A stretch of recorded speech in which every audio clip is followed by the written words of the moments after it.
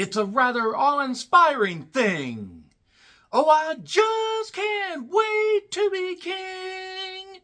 Oh, I just can't wait to be king. I'm John Rentham with the retro review of The Lion King from 1994 in preparation for Mufasa, the live-action prequel that absolutely nobody fucking asked for. I decided to revisit one of the most iconic Disney movies of all time. Live action, animated, a mixture, doesn't fucking matter. To me, this is Disney at the peak of its powers in the 1990s, along with this, Aladdin. I like this movie, fuck you. How could you not love this? Didn't necessarily love the goddamn sequels that weren't really all that great, but that being said, The Lion King, 1994. If you don't know the story of The Lion King, what the fuck are you doing here waiting for a detailed analyst? I think that's how that word goes. So yeah, one of the guys that did Aladdin also did this, and another guy also did Stuart Little and other projects. And a lot of people contributed to the writing process, and so many iconic themes, so many iconic, quotes, a great cast. Rest in peace, James Earl Jones. Jonathan Taylor Thomas when he was still in Hollywood until he decided to leave and said, I'm going to go over here now. And bless the man. He realized what was for him and what wasn't for him, and he used his fame in other ways. Also, Matthew Broderick. I forgot that Matthew Broderick actually voiced adult Simba. I don't know why, because I haven't watched this in a while, but nevertheless, Jeremy Irons as Scar. I mean, you just look at how Scar is drawn. Only Jeremy Irons could have fucking voiced him. I mean, really. And James Earl Jones as Mufasa. Again, rest in peace. Rowan Atkinson as Zazu. Rafiki, Robert Guillaume, who, he passed away, in the time since, like between like this movie and now. And look, a lot of people unfortunately have passed away, or they're really, really goddamn old. Nathan Lane as Timon and Ernie Sabella as Pumbaa. And look, it has to do with Simba having to realize his potential after his father passes away. Through Scar basically being a full-on dick that is drunk with power but also a coward. And he befriends a pig. They call me Mr. Pig. They call me Mr. Tibbs. And then, Timon, and he reunites with Nala, and then they end up together, and then they bring another cub into the world, hence the circle of life. It's the wheel of fortune. It's the queef of fate. Now you will never unhear it. You're welcome. So, yeah, the budget for this was $45 million, which would be $95.8 million in today's money. The U.S. gross was $425 million. Just over $905 million in today's money. $981.7 million worldwide gross, just over $2 billion today. And, I mean, really, like, what do you want me to, dive into? I mean, it's a simple story, but it's so well told. The stampede of wildebeest just running through, and Mufasa meeting his end is a sequence that still sticks out in my mind. And it doesn't overstay its welcome. It is done in like 82 goddamn minutes. That's the great thing about it. You don't have to go with the live action movies that take forever and stretch everything out. Like the Little Mermaid one. Halle Bailey was not the problem with that goddamn movie. It was everything else. So, you gotta raise the cub up high. Hold your cub up high. Hold your cub up high. I mean, I couldn't... Here's a reason, by the way, just in case anybody's wondering why with retro reviews or wrestling stuff or whatever, I don't include clips. One, takes a lot to put the editing in, and also, fair use or not, I don't want to deal with that shit, so I'm just going to talk about this stuff. And also, to be honest, if you don't really know anything about The Lion King, I'm probably not the best goddamn person to introduce you to this, because even though I was 13 when it came out, and I love it, and there were, the Mufasa death scene still haunts me and will till my dying days, it is something that made me goddamn, perk up, like, as a 13-year-old, like, oh, okay. I mean, granted, we'd seen worse stuff. I watched Die Hard shortly after it came out of theaters and on the VHS, and I was a lot younger then, but... Again, Scar really looks like Jeremy Irons. The great songs, the Circle of Life. Just Can't Wait to Be King. Be Prepared. Hakuna Matata. And Can You Feel the Love Tonight. So many great songs. And everything the light touches is our kingdom. What about that shadowy place? That is the land of soulless cash grab live action movies. You must never go there. Unfortunately, Disney would go there. And early in the film, you know, the animated lions are like playing around Nala and Simba and everything. And pinned you again. If you can't let your girl pin you down, then is she really your girl? That being said, Whoopi Goldberg as Hyena was hilarious. Ed as the completely, like, just batshit insane one that was the most hyena-like. And they're about to kill Simba and Nala when they went to the elephant graveyard. Father to the rescue. I'm only brave because I have to be. Simba being king doesn't mean you go looking for trouble.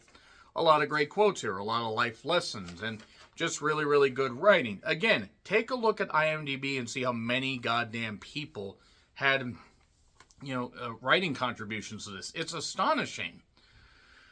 And then, of course, just before Be Prepared, it's like I'm surrounded by idiots. Jeremy Irons, tremendous in this. I want to know what your favorite moments were from The Lion King, by the way, just in case. Just because I really like to dive into these movies and talk about some stuff. And even if I just end up going only a few minutes on some of my favorite things, it's just still nice to revisit the stuff and see if it holds up. So the idea is Scar, basically, after doing the whole Be Prepared thing, our teeth and our ambition are bared, be prepared. And the trap is set, the wildebeest get going. Simba is trapped in there, trapped on a branch. Mufasa goes to get him, but somehow, for some reason, doesn't try to go up another part of the cliff. He has to go there to Scar, and then Scar, long live the king. Boom.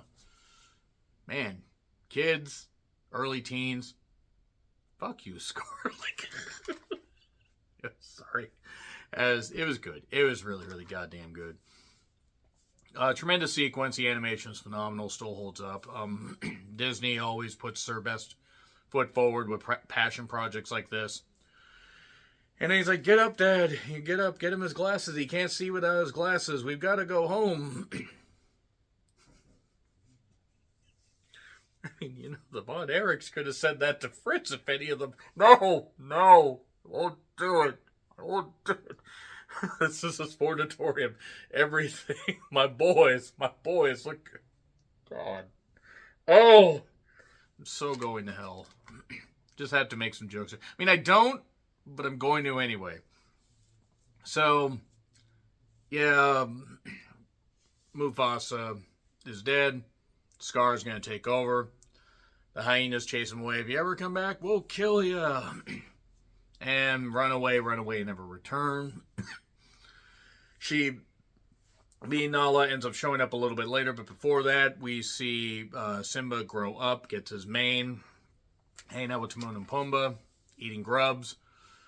It's a nice little tropical paradise there. Unfortunately, Scar's kingdom is not going well, because not only is Scar a ruthless ruler, but he's also pretty lousy with trying to have hyenas and lions live together, and all the crops and all the herds of game, all that, they're gone. So, for some reason, somehow these lions are still alive and these hyenas are still alive, but it's fine. So, Rafiki gets wind of Simba still being alive. As Simba collapses on the goddamn cliff.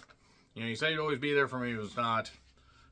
It's my fault, and Rafiki's like, oh, he's alive, it's his time. The Rafiki character is just great. So, Nala shows up, we get a reunion. Can you feel the love tonight? Disney being horny fucks with how they made these lions, gaze at each other, but it's fine. It's a weird awakening for some of you weird furry people. Check out my review of Good Boy, by the way, if you want to know my thoughts on that. And Rafiki basically shows up to remind him of who he is. Oh, you knew my father? Correction, I know your father. Takes him to a little bit of a creek or river, little pond, someplace of water, and says he lives in you. Yeah, if I find like a lake or whatever transforming and showing me somebody else's reflection, like I'm fucking Christina Aguilera in Mulan, then I'm going to start to think that maybe I've been up too long. So, then, he being Simba sees Mufasa in the sky and the clouds. You've forgotten who you are and you've forgotten me. This is CNN, Luke. Again, James Earl Jones. Rest in peace, James Earl Jones. Really wish I had reviewed this before he had passed away, but nevertheless. So, then Rafiki's remind him, does the thing, hits him on the head. What was that for? It doesn't matter, it's in the past. But it hurts. Yes, the past can hurt, but you can either embrace it or run away from it. And then Simba realizes, hey, I'm just going to duck that stick shot and go back. And Nala goes with him. Timon and Pumbaa go with him. Simba, if it's important to you, we're with you to the end. And they hatch a plan. They're going to use live bait.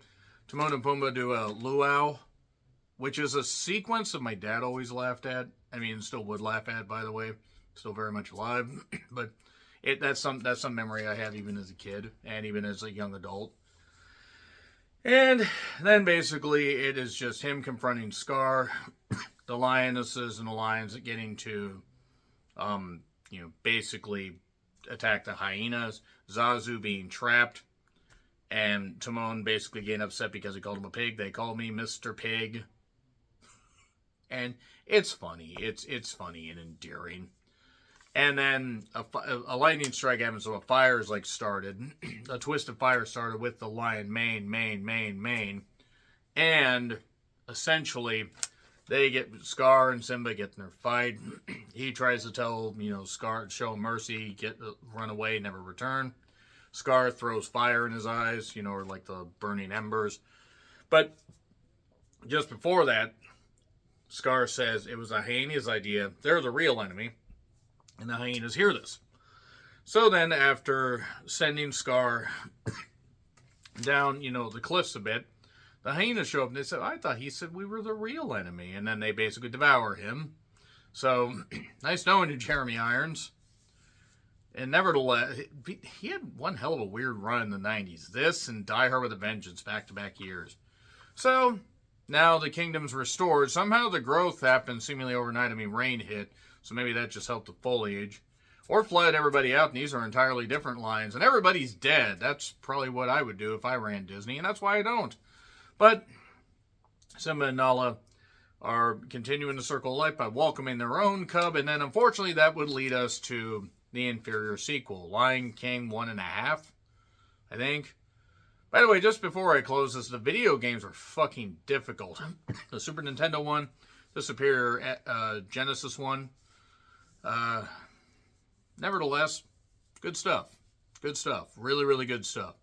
Can make you feel a whole lot of emotions, and is pure Disney magic. Yes, Disney does do some bad shit. Yes, they do some bad projects. But this is an example. It's something that I hold as a piece of my childhood, and I'm sure those that are around my age, or maybe even just a couple years younger, probably enjoy just as much as I do. That being said, let me know your thoughts in the comments. Like, share, subscribe, Twitter handle in the description, Letterboxd and Blue Sky handles also as well. I'm John Rickland. I'll see you soon.